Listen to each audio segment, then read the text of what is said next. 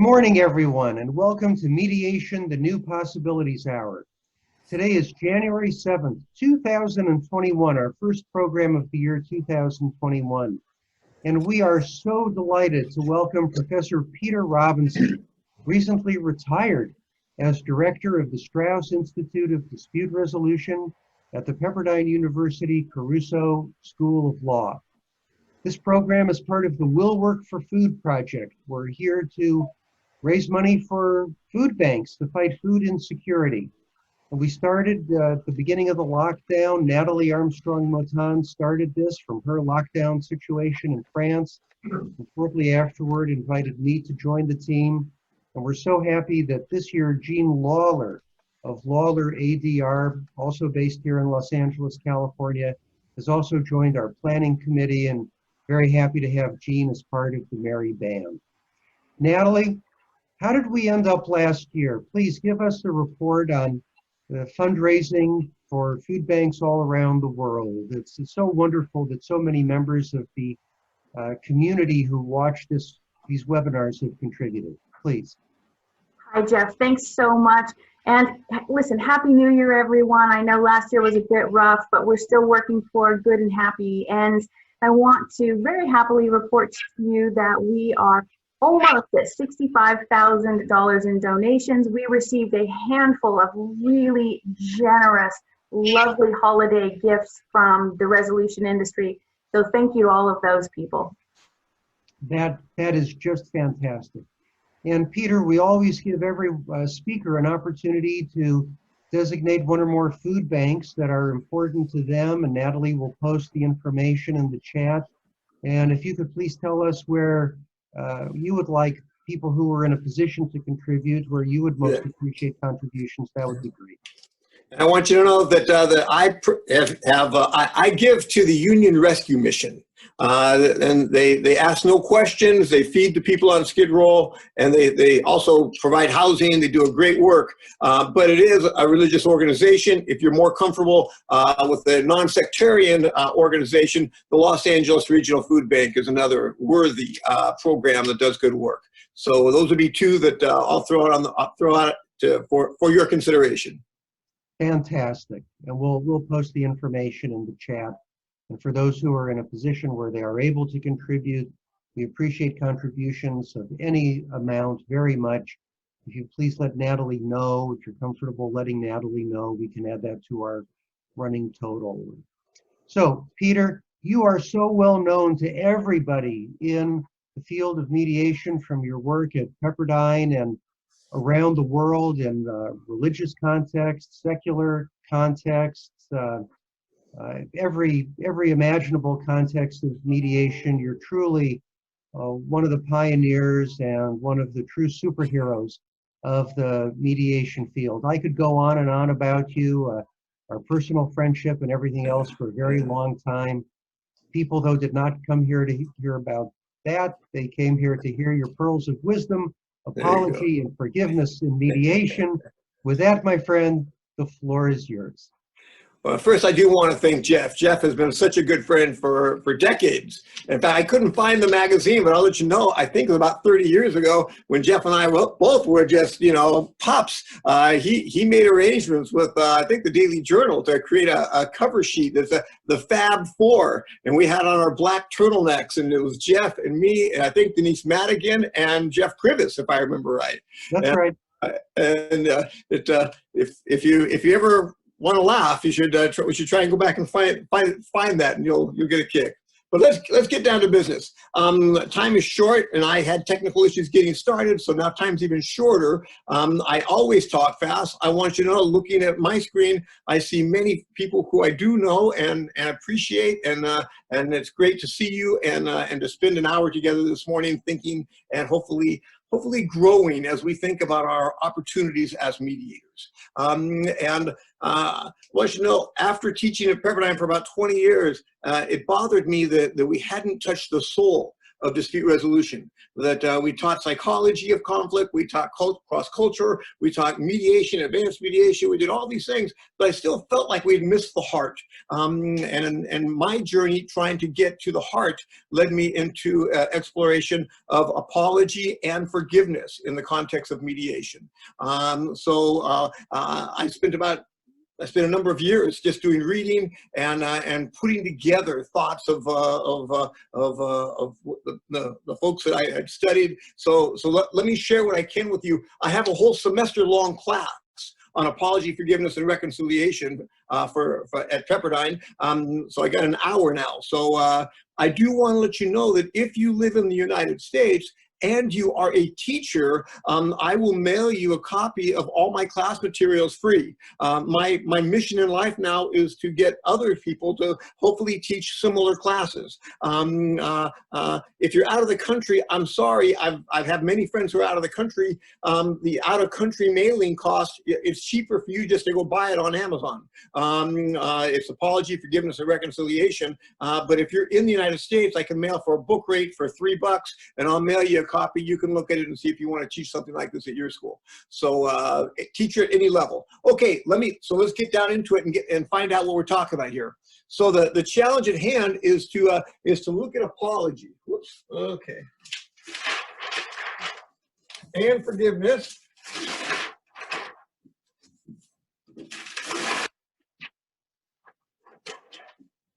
And for those of you who have been in my live classes, you know that I can't talk without some writing behind me. So I'm sorry that this is low tech.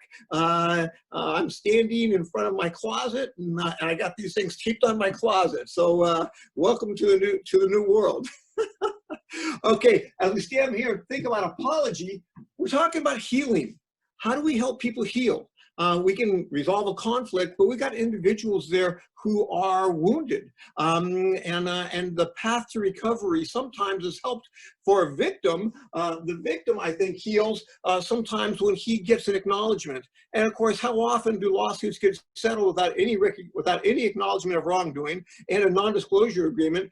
The fact is that the person gets their compensation, but the emotional side of the situation is often they're frustrated. They never even said they're sorry. So now we have a situation to where maybe the victim is yearning for some recognition, some apology as part of this conversation. And also, as we think about it, maybe the defendant, recognizes, we know we screwed up. And they want to apologize. So as we think about looking at the apology transaction from a mediator perspective, possibly you might have a plaintiff who is saying, I just wish that they would admit that what they did was wrong. What they did to me was wrong. Or you might have a defendant, but notice with you, as you begin to, if you're courageous enough to explore that and to go into the other room and tell the defendant, wants you to know, he would like for you to acknowledge that how you guys treated him wasn't right, and find out their reaction. And of course, most of you are going to say, well, most of the time they're going to disagree and say, well, we don't believe that. We'll get to that in a minute. But for right now, you have one side who's maybe saying that we can't even start this conversation unless there's an apology. So, all right, there's one. But I want you to know that it's also healing for the defendant. Because if a defendant does, in fact, know or believe that he or she has done wrong, that they have guilt, and unresolved guilt is a bad thing. And the whole idea of the apology being for the benefit of the perpetrator, that the person who has done wrong actually is in a better psychological place if he or she is honest with him or herself, and if you will, confesses, and that they are now on a path towards being more healthy.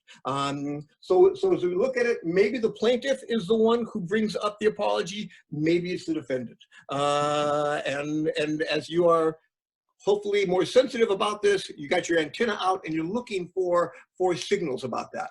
But sometimes the defendant wants to apologize, but the plaintiff is reluctant. You know, it's kind of like, yeah, sure, he wants to apologize. He's just trying to soften me up so that I won't be so mad and won't want so much money. You know what? If he wants to apologize, you know, show me the money first, and then we'll have the conversation. Let's see if he's going to make me a reasonable offer. So in any event, the apology impasse could happen. It could be initiated by either side, and the other side could be reluctant either way. So as we begin to say, all right, so now let's understand apology. I propose to you two elements. And the two elements that I've thought about in my journeys here is that, you know, does the perpetrator or the alleged perpetrator, believe, or are they willing to admit that their behavior has hurt another person, that there's some injury that was perpetrated? I was texting while driving. You know what? I ran into someone. They now have bodily injury. Am I willing to admit that my behavior hurt another person? Okay, fair enough. And the second piece of it is, am I willing to say that my behavior was wrong? That for me to text while I was driving, it's illegal, it's not right. I didn't live the golden rule. I wouldn't want to be treated that way. So those are the two, for me, factors that help us construct what is an apology. And if both of those are present in large measure, we find ourselves out here on the chart, which is a remorse apology. I'll forewarn you, we're going to look at other kinds of apologies because sometimes both those factors aren't present. So now we're looking at a remorse apology. I admit that I lost my temper and I spoke harshly, and you know what, that was a failing on my part. I should have had more composure. I should have had more professionals. I should have had more ability to deal with the situation without becoming short. So now here we are looking at these two elements, and we have the remorse apology. So let's look at what does a appropriate, good remorse apology look like, because sometimes we mess that up. You might have people who want to apologize, but in fact, frankly, once you know, as you now move forward, if you read the paper and just listen to situations, I think you'll enjoy the fact of how people mess this up when they think they're trying to apologize. So as we step back and look at how to apologize, what are the steps, the elements of an apology? Well, the first one is an acknowledgement. To acknowledge that, to acknowledge what happened. This is the basis of the Truth and Reconciliation Commission, right? Just tell me the truth. You are saying, you know what, I want to let you know, I lost my temper. I treated you, and there you are, naming what you did. Notice with me, there are a number of ways that people mess this up, because it cannot be vague. You can't say sorry for that thing. You have to say, you know what, I know that I'm 15 minutes late to our lunch appointment. I think I was rude to dishonor your time for 15, and for you to name the offense and to acknowledge it and to do it with specificity, not with generalizations, okay? By the way, we can't minimize it.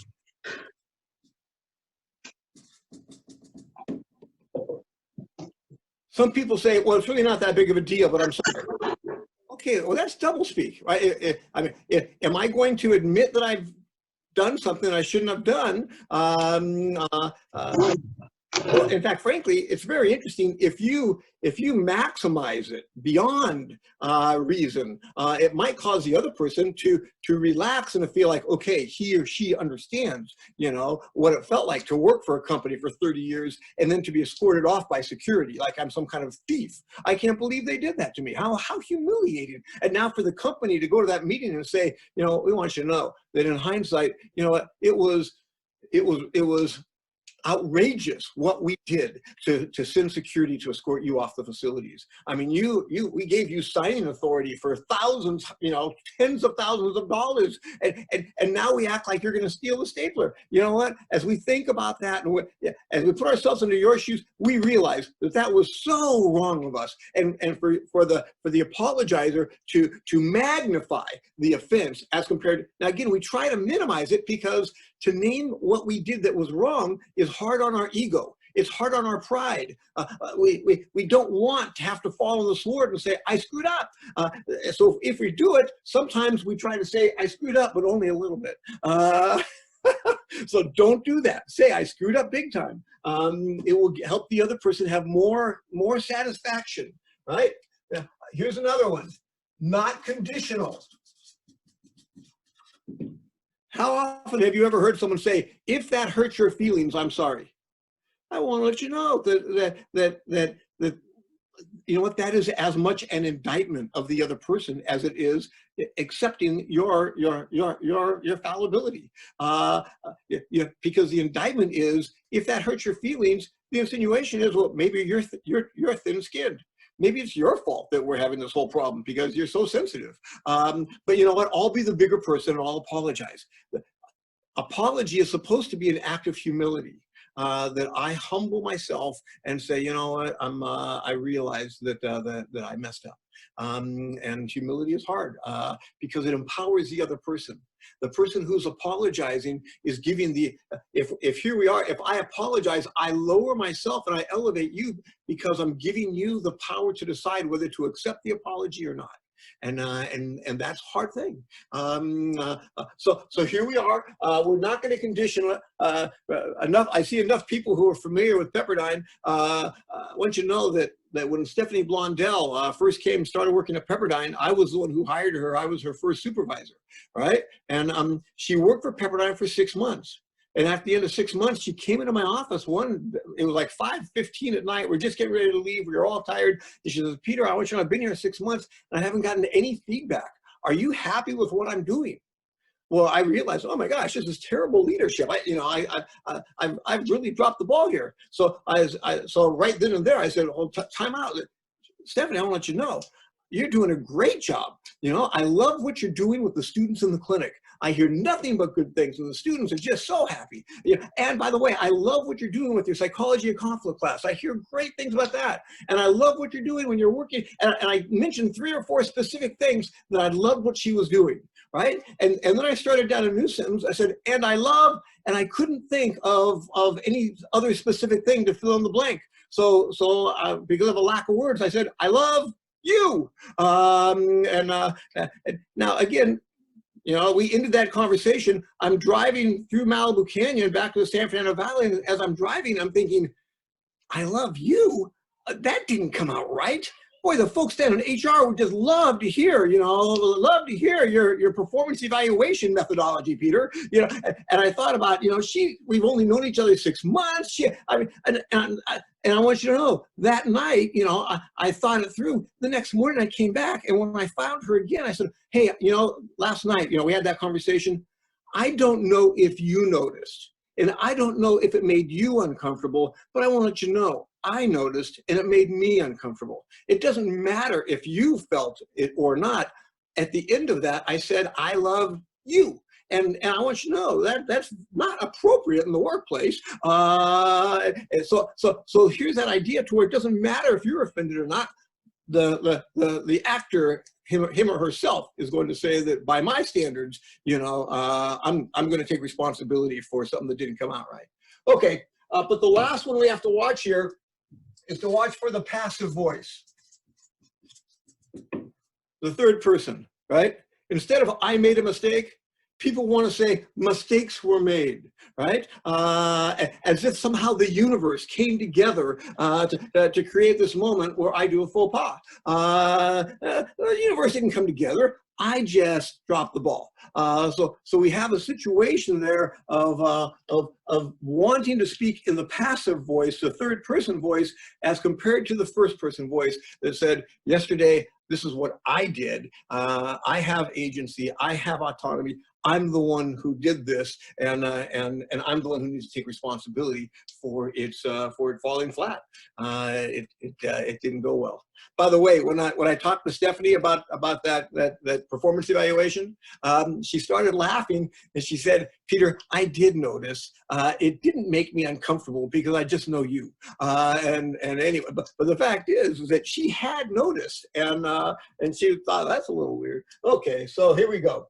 So, but notice this is just the first step of an apology, right? Acknowledging what we did. Okay, the next step is to express remorse, to self-condemn what you did. I want you to know, I did this. Yeah, I want you to know, I have a watch. I can keep time. I know I'm 15 minutes late to lunch. So there now I've named, the offense, right? And then for you to say, I want you to know, I feel terrible. I feel like I've been disrespectful I've dishonored you. I've disrespected your time. I hate whenever I let myself get overcommitted and stretched too thin. And the fact is that I hate when I treat people this way, and I treated you this way. So notice with me, for you to magnify that this is wrong. Part of the dynamic between some people, I don't know, you may not have this. I'll let you know I have this, is that when I feel someone has taken advantage of me or treated me in some way that is not appropriate, there's a part of me that says, you know what? Maybe I should teach him a lesson. Maybe I should do something to get back at him so that he knows that he shouldn't treat me this way. And notice with me, I want to punish him because I feel like he punished me. I want to punish him for his bad behavior. If the person who does the bad behavior has punished him or herself, if they come to me and say, yesterday I did such and such, I want you to know, I went home and I'm so mad at myself. I didn't eat dinner. I slept restlessly. I just couldn't believe that I treated you that way, right? If they are punishing themselves, that voice in my head that says, you know what, they treated you badly, you should punish them, right? It goes away because they're punishing themselves. So here's this moment. I not only need to name what I did, but I also need to let them know that does. I hate when I do that. I condemn it, and I have remorse, right? Now the next step is offer an explanation. This is dangerous because it cannot become an excuse. So therefore, if you get into this territory of an explanation, you might want to make sure, let's be clear, this is not an excuse. What I did is unexcusable. I do want to let you know the reason I acted that way is because my wife is in the hospital and I haven't slept for 36 hours and my mind and my heart is elsewhere, and that's why I lost my temper and yelled at you. And there you are, explaining but not justifying. Make sure that you always circle back and say, this behavior is not appropriate. I dropped the ball. One of the things that might be helpful for you to know is the reason I acted out of character is because, and then you have whatever the other things going on in your life. And then the last stage of a good apology is reparations. That if in fact you're going to admit that you did something that injured another person and that you believe that you're willing to condemn that behavior, that was wrong, well then take responsibility. Jonathan Cohen was one of the folks who advising clients to apologize, I think is the name of his law review article. He's a professor at University of Florida. Great article. And in there he says that talk is cheap. If you are going to apologize and then not offer reparations, it's hollow. So for you to, now sometimes reparations can be measured and monetary. You damaged my car, you'll pay for the repairs. Okay, there you go. You made it right. But sometimes the injury is not measurable. Sometimes I humiliated a person in my office at a staff meeting, right? Okay, so what are the reparations? I want you to know that I'm going to send around an email to everyone in the office and say, yesterday I humiliated so-and-so at the staff meeting. I want you to know I've apologized to them privately, but it's important for all of you to know that this person is a really valuable member of our team, has made so many positive contributions, and my sarcastic put down was very inappropriate. It's not the environment that I want to have in our office, and I want to make sure everyone knows that that's not who I want to be. And because of that, you know what, I am buying lunch today for everyone in the office who can get away at noon. And by the way, when I say I'm buying lunch, this won't be reimbursed by Pepperdine. I'm buying lunch, so everyone knows that. Okay, Peter's putting some skin in the game. So this idea of reparations being part of the apology. So as we stand back and look at this, now we have the roadmap for a thorough, comprehensive apology. But what if the defendant doesn't believe they did anything wrong? Which is, I'm guessing, what you're going to run into most often as a mediator. someone makes an accusation and says, you guys discriminated, and they're going to have some accusation, somehow you treated me wrong. And if the other side agrees, they don't need a mediator. So I think conflict is when someone makes an accusation and the other side says, you know what, I disagree. And it's interesting to now go back and thin slice, what do they disagree about? Do they disagree about having committed the injury, or do they disagree about it being wrong? I'll let you know that if they're both present, we have the remorse apology, but the methodology that we have here allows us to create another kind of apology that I think is important to recognize here. And to look at this place here on the chart, to where someone says, I know that I'm making choices that are going to leave you worse off. But I don't think it's wrong for me to make this choice. I want you to know I've mediated about 70 divorces. In almost every case, the person who's deciding to end the marriage says, you know what, I believe that this is the right thing to do.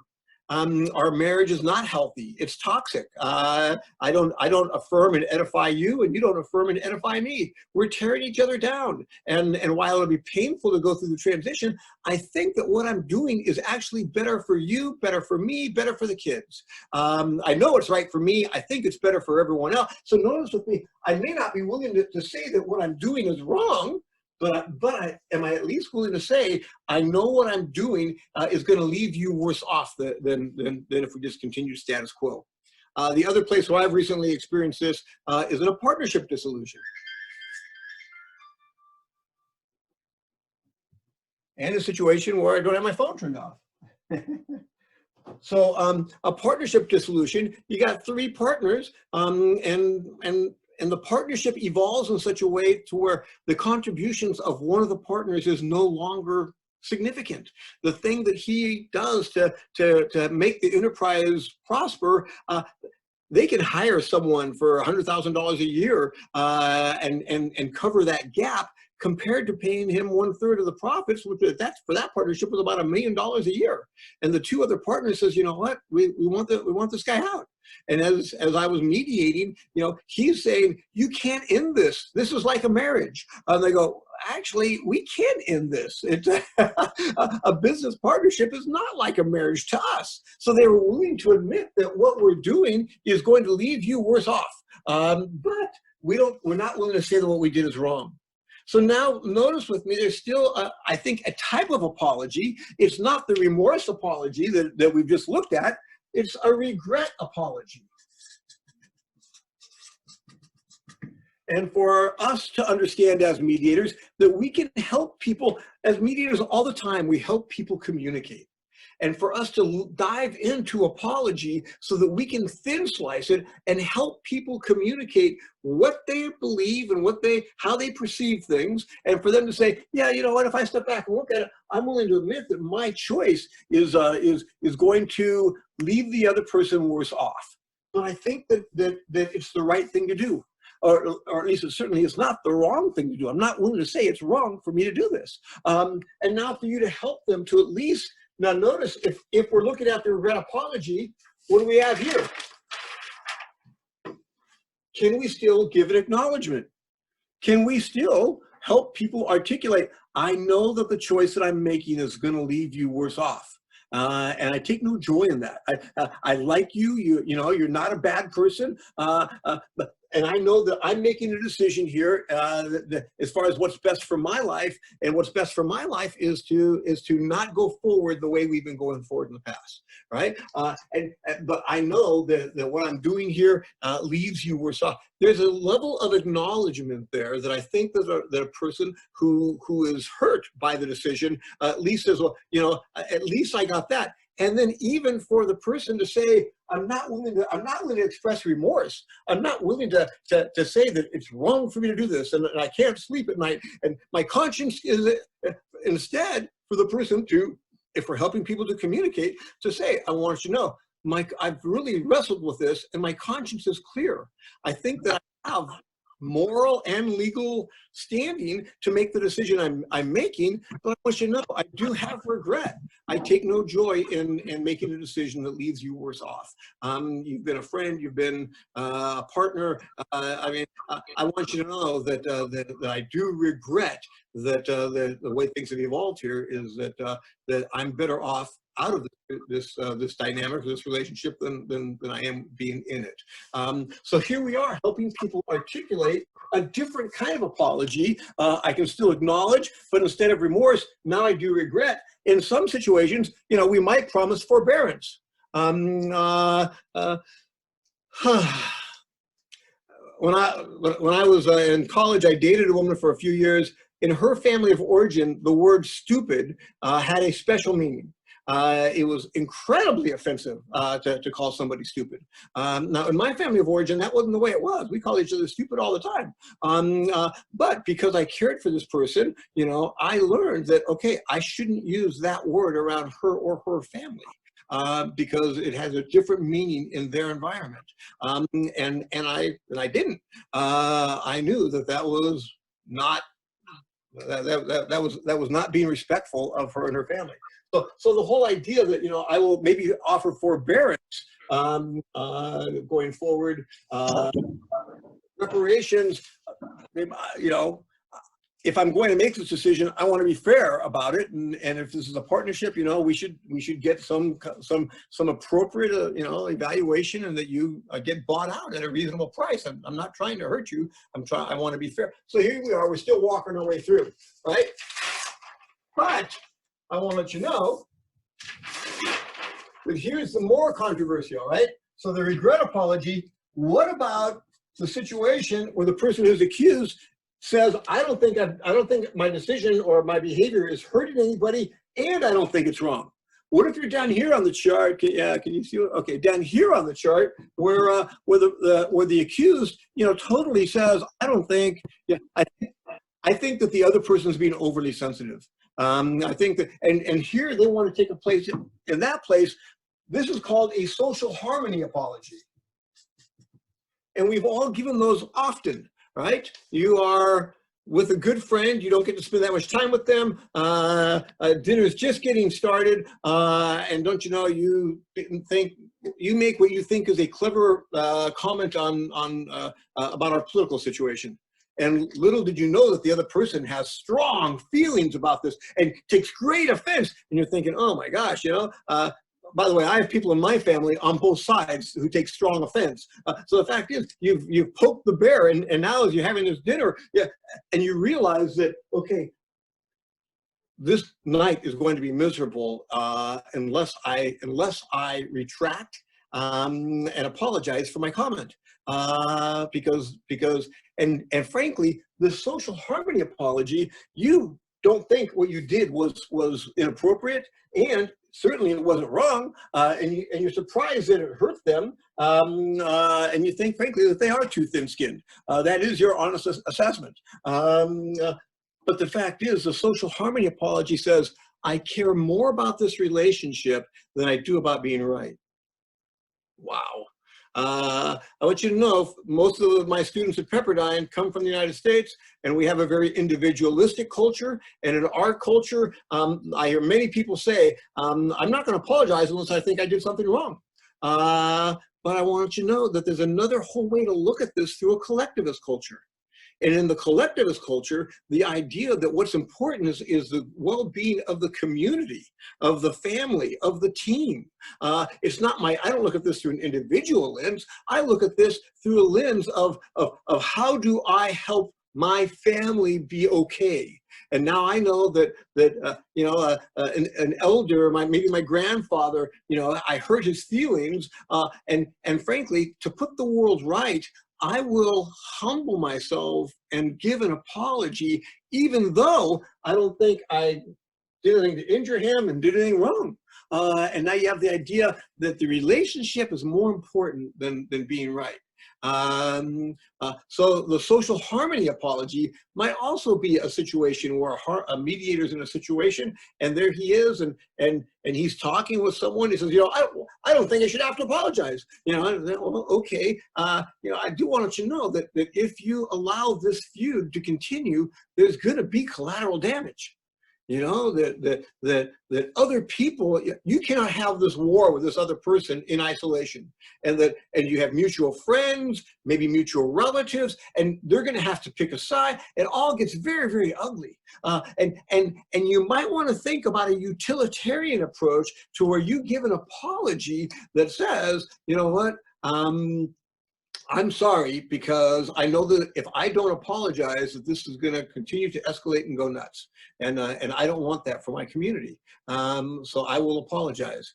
Now you have the giant question as a mediator, as you're facilitating apology. You have a giant question about how transparent to be. Are you going to actually give a social harmony apology and tell the person, I want to let you know, I know I hurt your feelings by my political joke. I know I offended you because you have strong feelings about this. Truth be told, I think that you are kind of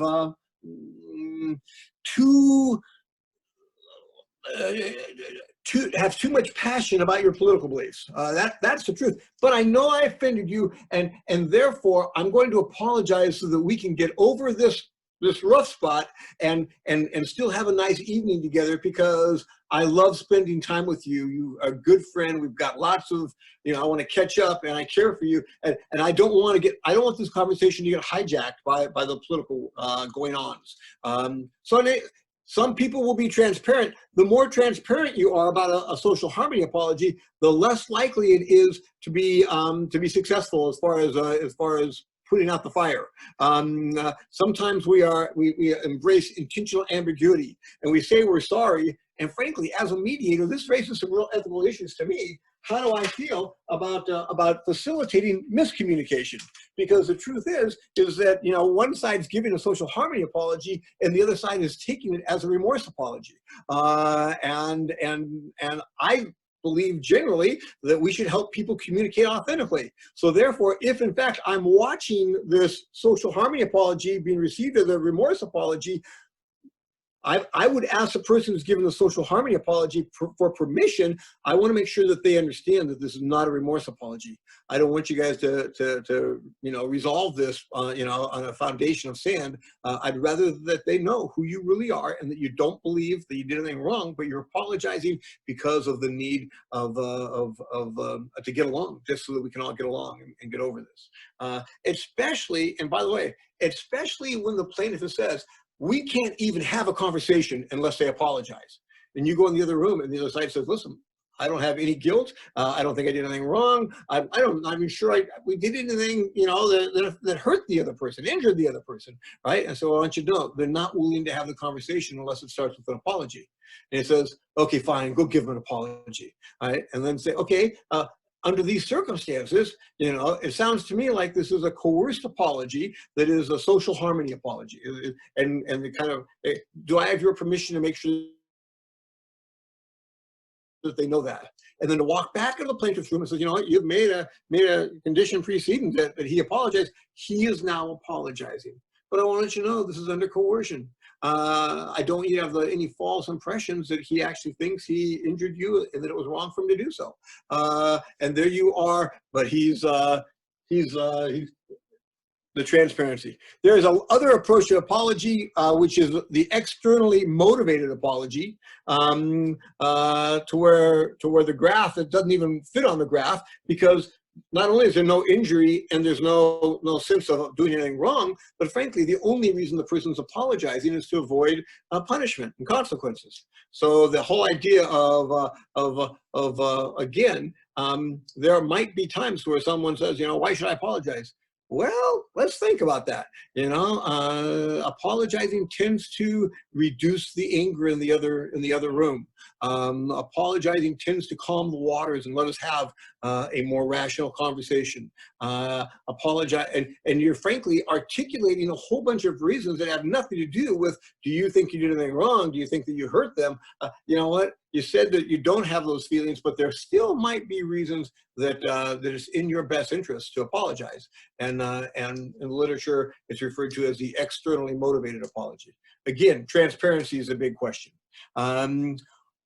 So there is kind of like, for mediators to understand, or helping people communicate, am I able to help them to thin slice and help them communicate about apology?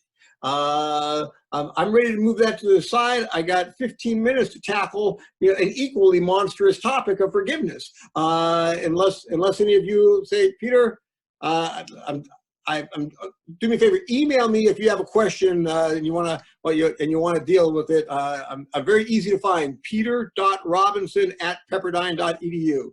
Okay, let's turn the page.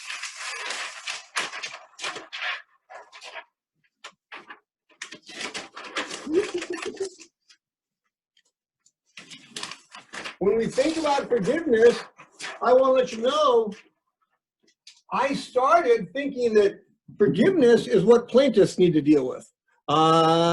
They're the ones who have been hurt, and now they're going to get compensation. But how often have we heard people say, well, you know what, I got the money's fine, but you know what, it doesn't make everything okay. You're right, it doesn't make everything okay. You not only suffered a financial or a legal or a business injury, you also suffered an emotional injury. I've had people whose houses have been broken into and burglarized, and they say the loss of a sense of security. Not only do they take my TV, but the loss of a sense that I'm safe within my castle. That's what they really took from me. And so we're affected emotionally by our conflicts. And as we think about forgiveness, sometimes we might be helping a plaintiff who feels like they've been wronged to heal, recover on the emotional side from the experience, right? But I want you to know, I've had many, I say students, but they're practicing lawyers, they're general counsel of the companies. They say, Peter, you don't understand. Defendants need to forgive too. Because often, most of the time, the defendants feel wrongfully accused. You know, and now suddenly they're the victim because you're suing me for sexual harassment, and this has nothing to do with sexual harassment. And the defendant also feels like they have been wounded because they've been accused of bad behavior. What are the metrics for forgiveness? How do we measure what is forgiveness, right? And again, this is just me trying to figure it out, but I've come up with 3 things. One of them is animus. A reduction in animus. You know what?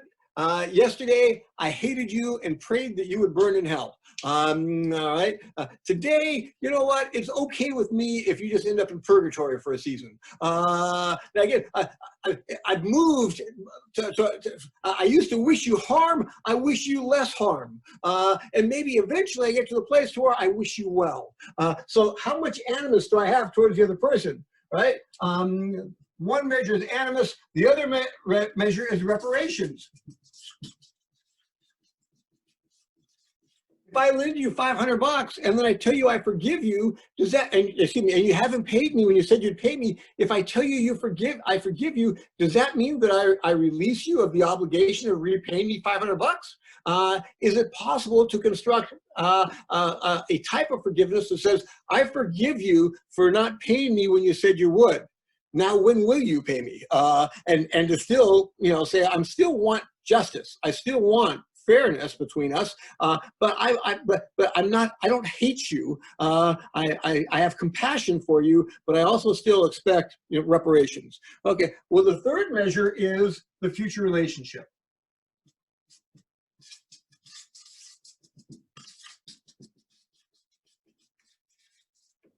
I know people who say, I forgive them, but I never want to see them again.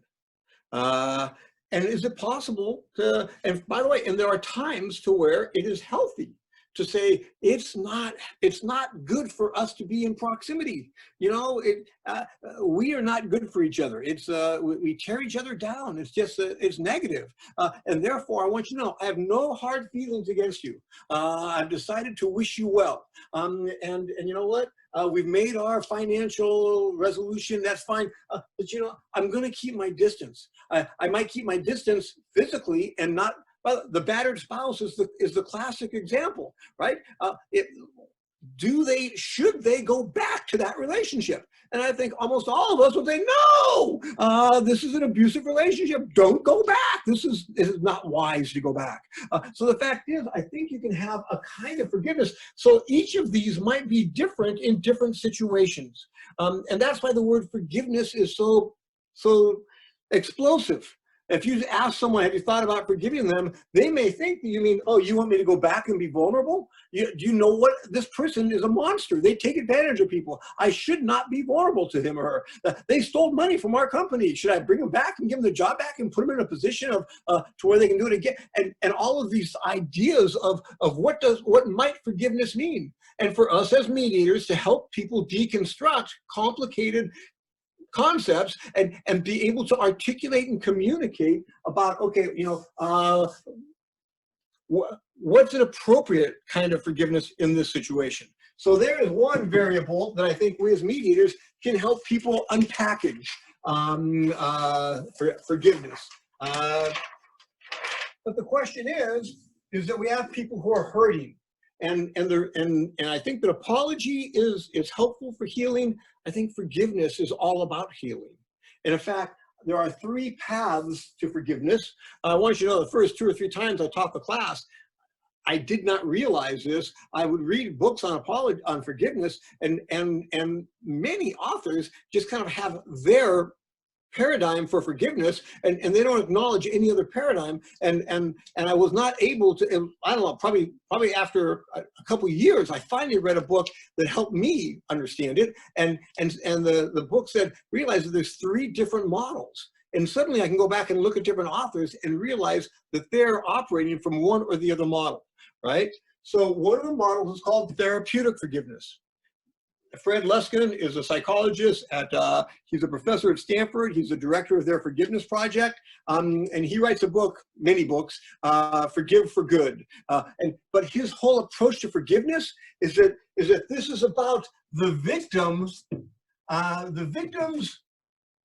mental health. We think of forgiveness as a gift to the perp. Right? I'm going to forgive you. And it's kind of like, wow, what a nice thing for him to do to the other person. To forgive is actually about the victim saying, I don't want to be prisoner to that what happened on June 3rd, 1977. Right? Someone has this horrific event in their life, and it defines them. And when do they how do they give themselves permission to recover and move on? So the idea that I can't change my past, but I can change my future.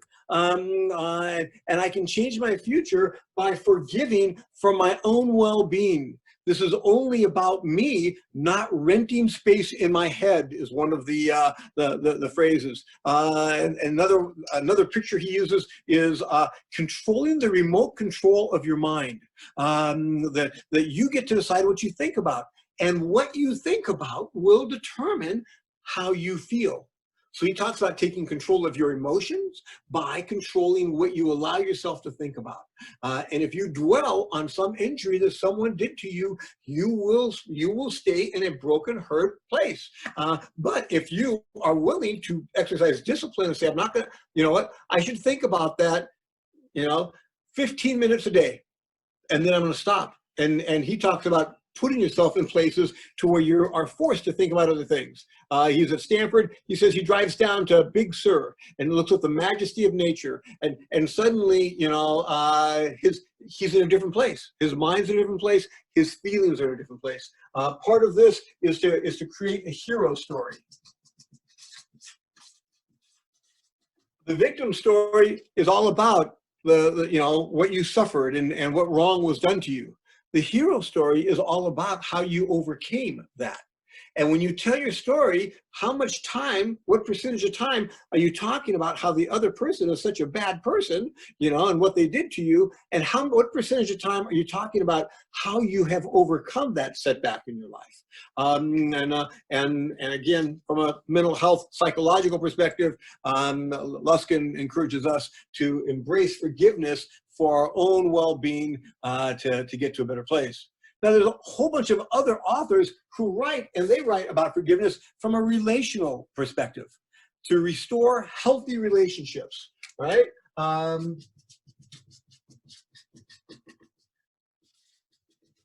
the fact is, in their model, forgiveness and reconciliation are the same. That it's about how do we put Humpty Dumpty back together again, and there we are, restoring the relationship. In this model, the authors talk about you cannot have a one-way forgiveness. It can't be I forgive you. It can't be one-up forgiveness. And the best illustration is the marriage to where the husband was unfaithful, but he wants to stay married to his wife. And he asks the wife to forgive him. And she says, absolutely not, right? And he thinks that means that they're gonna have to end their marriage until she explains, if I forgive you, then I will always be the saint and you will be the scoundrel. You will be the one who screwed up. And you know what? You will owe me for my forgiveness. I will have, if I forgive you, I'm one up, you're one down, and for the rest of our marriage, anytime you really get me mad, I'll say, well, just don't forget about the affair. And suddenly, you know what? I've put you back in your place. And she goes, I don't want a marriage like that. If we're going to keep our marriage, I want to go back to a mutually respectful. So now suddenly, this approach to forgiveness says that we need to tell a more complicated story. Yes, you were the one who was unfaithful, right? But we both made a lot of decisions over a lot of years to where we got to a place to where that happened. And we need to go look back. I do need to forgive you, but I also need to forgive myself for some of the decisions I made. And guess what? You need to forgive me for some of the decisions I made, and you need to forgive yourself too. So here we have this idea of a more complicated story.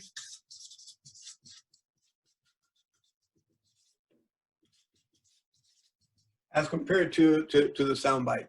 The last model of forgiveness, there are many people who write, I won't worry about it. The last model of forgiveness is redemptive forgiveness. And this is a forgiveness that comes from living your value system. And many people have a value system that says, you know what? I choose to be a person who doesn't hold grudges.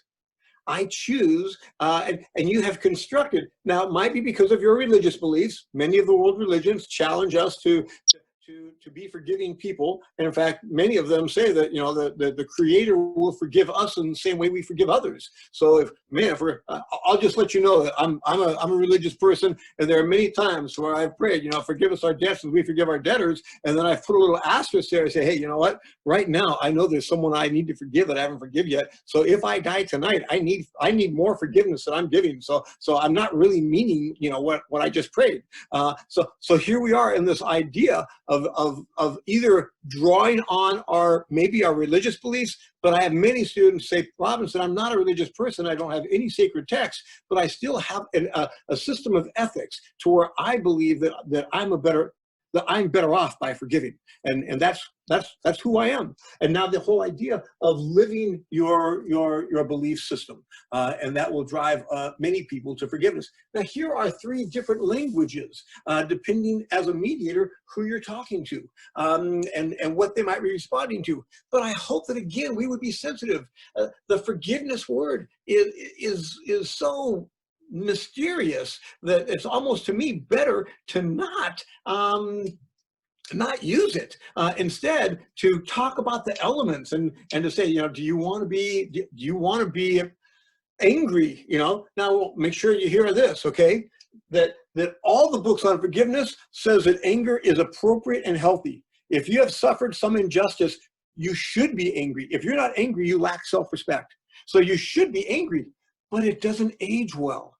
And frankly, there are benefits to being angry, and there's benefits to being a victim. That you get sympathy from others, you have the moral high ground, all of that is a great, you know, oh my gosh, you know, my spouse left me, and all of your friends will come around and say, oh, you poor guy, and you get all this love, right? Except if you stay in the place of being a victim, eventually your friends will not want to spend time with you.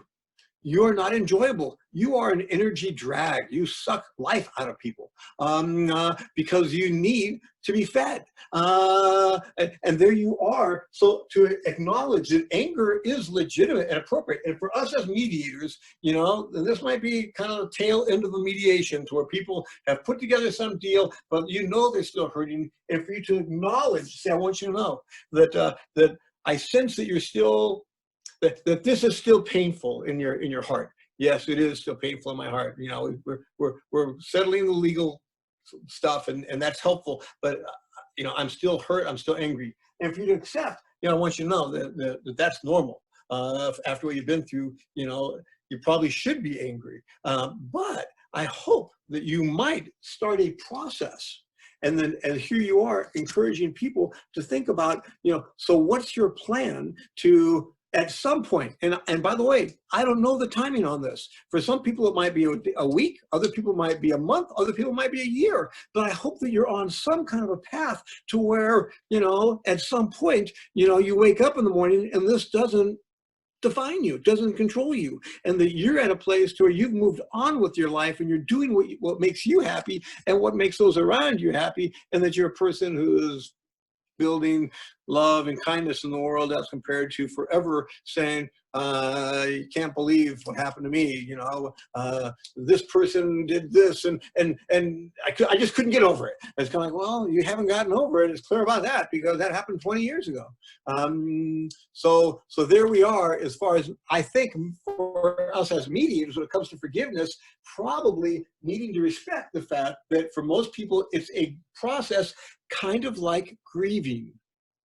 And we all know that grief has a journey and different stages and what have you. I think forgiveness for most people does also. In fact, it might be a very similar path because I think that we have to grieve the death of what we thought we had. I thought I had a business partner that I could trust and would carry his or her weight, right? And then I found out that that's not what I had, and now I realize that that I was living, you know, in a fantasy world, and that devastated me, right? Okay, you're right. You got sucker punched. That's hard to recover from. But the question is, how long am I going to live there? And when will I say, yeah, you know what? I've suffered a few bad things in my life, and for us as mediators, for us to say, I want you to know, you're not the only person that I've ever met who got treated badly by their employer. You know, some of them never recover. Most of them do recover. I hope that you will start to think about how you can recover. Not that it's going to turn on a dime, but that you're on a path building towards healing. And there we are as mediators trying to encourage healing. So my time is up. Thank you for being willing to come and think about this. And I hope that some of this will be useful to you as you are helping the people that you help. All right, Jeff, let me give it back to you. Peter, that's awesome. Just awesome. Thank you so much. We've had people on the call from all corners of the world. I see friends from India on the call, and Natalie has told me we've had people from other continents here as well. Thank you so much, Peter. Yeah. We recorded this. We'll be posting this online. Please support the Union Rescue Mission Food Bank, urm.org. I posted that in the text, urm.org, or the Los Angeles Regional Food Bank, which is lafoodbank.org. That's lafoodbank.org. People have questions for Peter. Peter previously mentioned his easy-to-remember email, peter.robinson@pepperdine.edu. Please contribute to food banks if you can. Please let Natalie know if you're comfortable doing so, that you have. Jean Lawler, thank you for making your debut as part of the Will Work for Food team. Natalie, as always, thank you so much for having organized this and having invited me to be a part of the team. It's great to raise money for food banks. Thanks to all of you for being here. Peter Robinson, Thank you so much, my friend. And with My that, pleasure. Thank you, guys. you're welcome. And with that, we are complete.